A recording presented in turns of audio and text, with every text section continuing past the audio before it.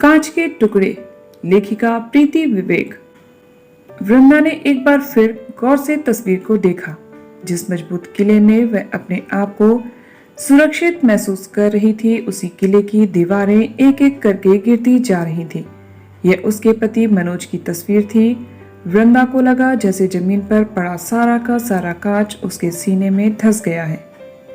दोस्तों, वीडियो में आगे बढ़े इससे पहले आप सबसे रिक्वेस्ट करती हूँ, अगर आप इस चैनल पर नए हैं तो प्लीज ढेर सारी कहानियों को सुनने का आनंद उठाने के लिए चैनल को सब्सक्राइब जरूर कर लीजिएगा। चलिए बढ़ते हैं वीडियो में आगे और सुनते हैं आज की कहानी। एक्सक्यूज मी, आप वृंदा है ना? पीछे से अपना नाम सुनकर वृंदा ने पलटकर देखा।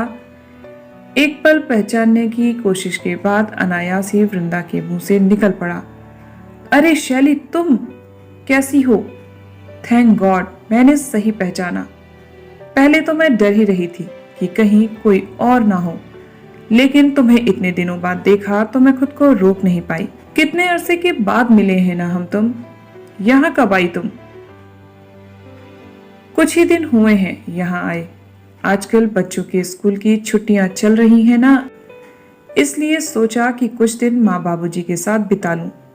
तो ठीक है, आज मैं जरा जल्दी में हूँ। तुम्हें जब भी समय मिले घर जरूर आना। आराम से बैठकर ढेर सारी बातें करेंगे। ये मेरा कार्ड है। शैली ने अपना विजिटिंग कार्ड वृंदा के हाथ में थमाते हुए कहा और फिर वृंदा से आने का वादा लेकर डिपार्टमेंटल स्टोर से बाहर निकल गई। वृंदा बच्चों के स्कूल की छुट्टियों में अपने मायके आई हुई थी। बच्चों का ही कुछ सामान खरीदने के लिए डिपार्टमेंटल स्टोर तक चली आई थी और यहाँ उसकी मुलाकात अचानक ही शैली से हो गई थी। घर आने के बाद भी वृंदा के दिमाग में शैली ही घूम रही थी।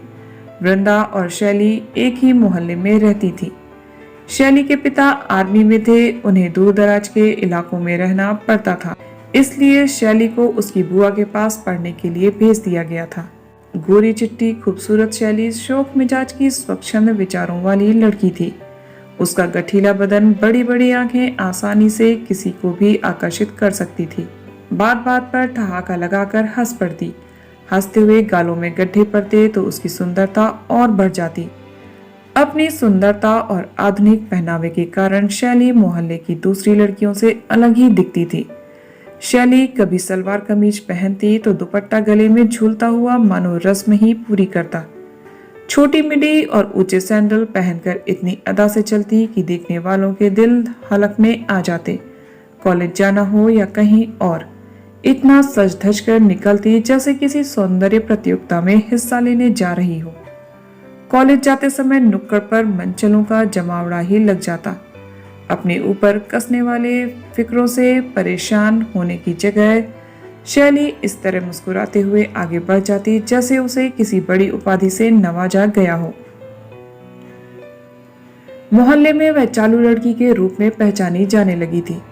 खुद को इज्जतदार कहलाने वाले घरों ने अपने परिवार की लड़कियों पर शैली से मिलने जुलने बातचीत करने पर पाबंदी लगा दी थी, क्योंकि उन्हें शैली की संगति में अपना मान सम्मान खतरे में दिखाई देने लगा था।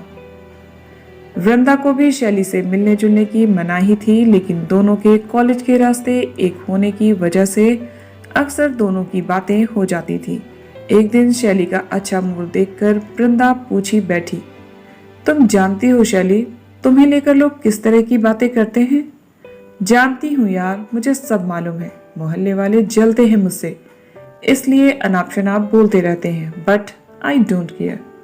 लेकिन शैली, छोड़ वृंदा, शैली ने उकताए हुए स्वर में कहा, लोगों की चिंता करके मैं इस उम्र में बूढ़ी दिखना नहीं चाहती, और तू भी लोगों की परवाह जरा कम किया कर, नहीं तो फेयर लेडी की जगह ओल्ड लेडी लगेगी।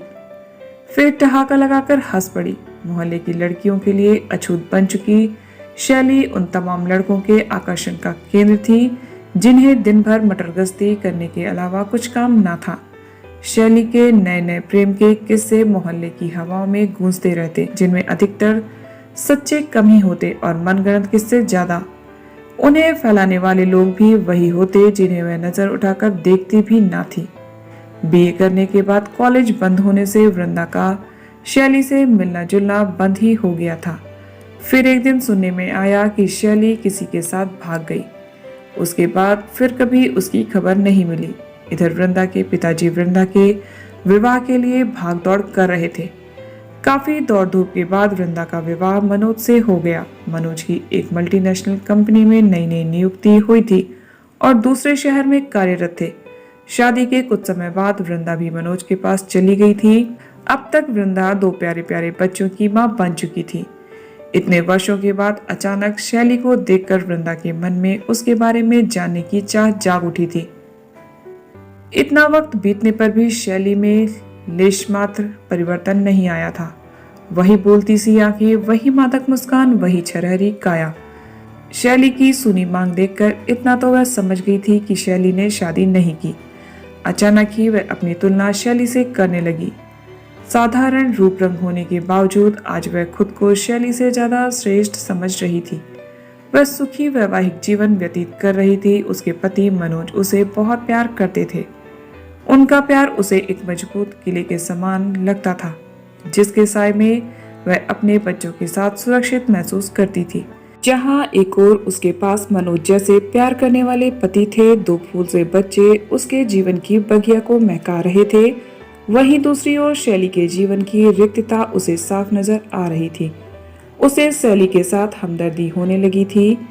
एक दिन शाम को माँ से सहेली के यहाँ जाने का बहाना बनाकर वृंदा शैली के घर जाने के लिए निकल पड़ी। महानगर की भीड़भाड़ से दूर समुद्र किनारे पॉश कॉलोनी में शैली का फ्लैट था। अपने घर वृंदा को आया हुआ देखकर शैली प्रसन्नता से खिल उठी। आओ वृंदा, मैं तो समझी थी कि तुम नहीं आओगी। आती कैसे नहीं, तुमसे मिलने का इतना मन जो था। कैसी हो तुम, कैसी दिख रही हूँ? शैली हल्के से मुस्कुरा उठी।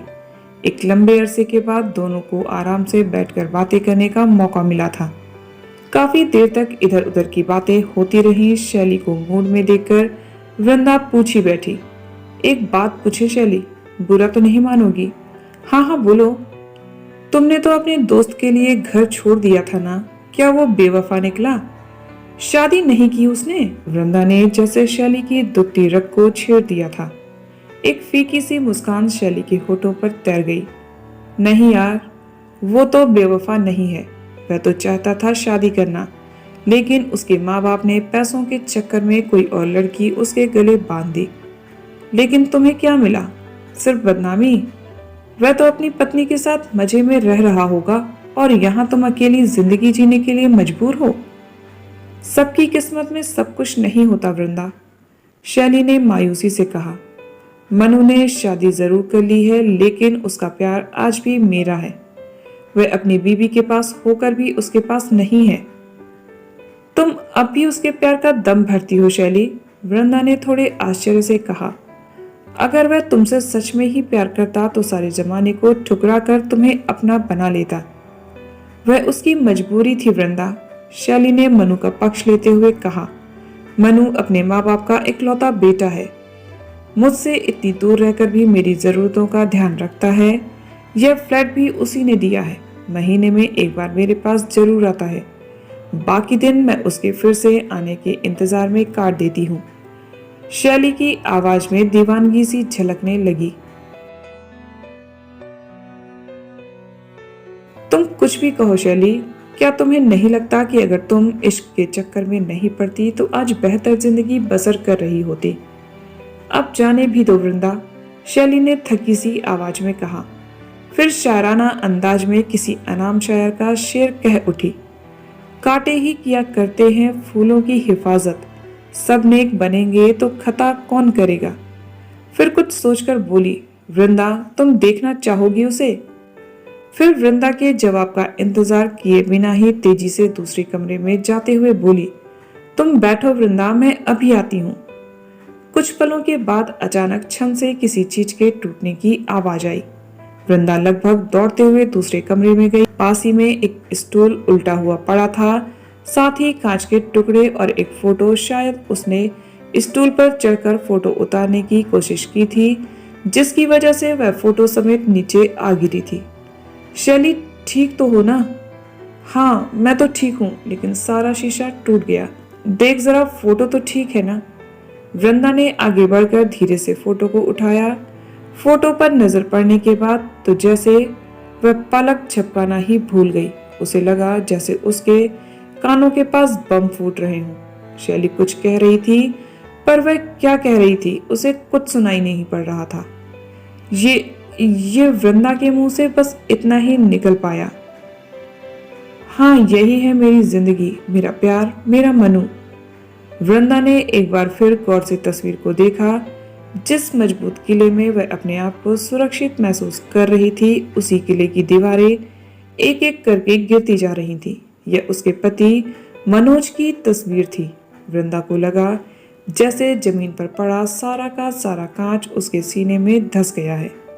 वृंदा ने एक कहर भरी नजर शैली पर डाली। वह दीवार का सहारा लेकर उठने की कोशिश कर रही थी।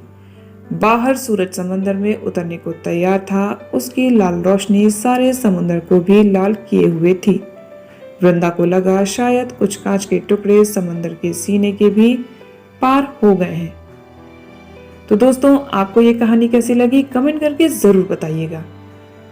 इसी तरह की ढेर सारी कहानियों को सुनने के लिए चैनल को सब्सक्राइब जरूर कर लीजिएगा।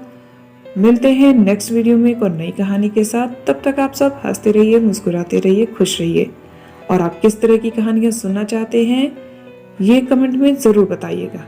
मैं कोशिश करूंगी आप सबके लिए उसी तरह की कहानियां लेकर आऊं और आपका मनोरंजन कर सकूं।